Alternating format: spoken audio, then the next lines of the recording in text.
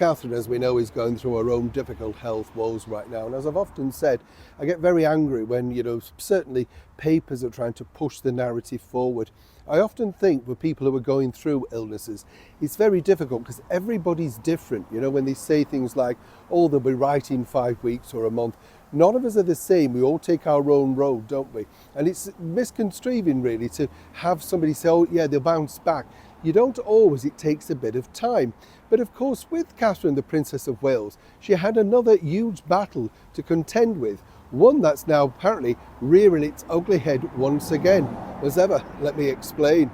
Hi, good to see you. You're all right. Not bad, thank you. By the way, lovely responses, and as ever, thank you so much for supporting some of the lesser viewed videos, I might point out, particularly Bing and the Royal Butler. Fascinating story when you think, And as I said in the video, once you've worked for the British monarchy, doors just open, they just really do open up for you because people want to know what it's like, what did you cook for, who did you cook for, and what are their tastes. But of course, this was a bigger drama featuring, some might say, a couple who created a lot of drama long before Harry and Meghan. Yes.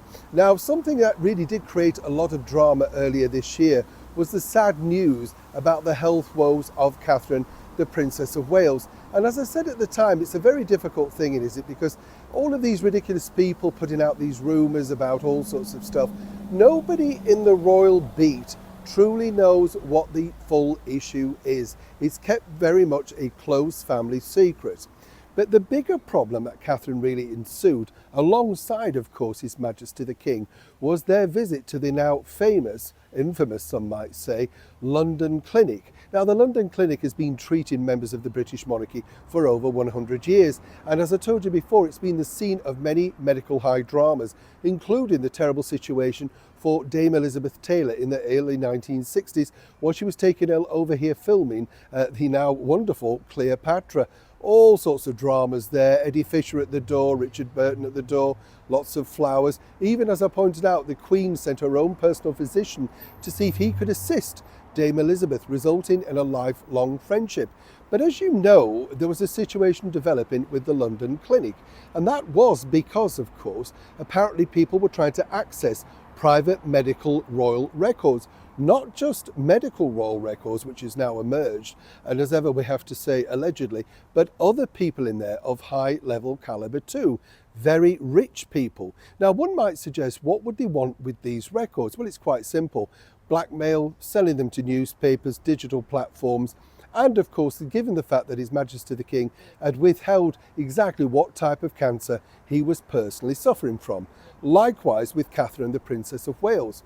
Now, the investigation's going forward, but apparently, according to a very well-placed source, Catherine would very much like to draw a line under this, simply because apparently her team feel that, it will serve no purpose. It's not necessarily interesting in the public domain.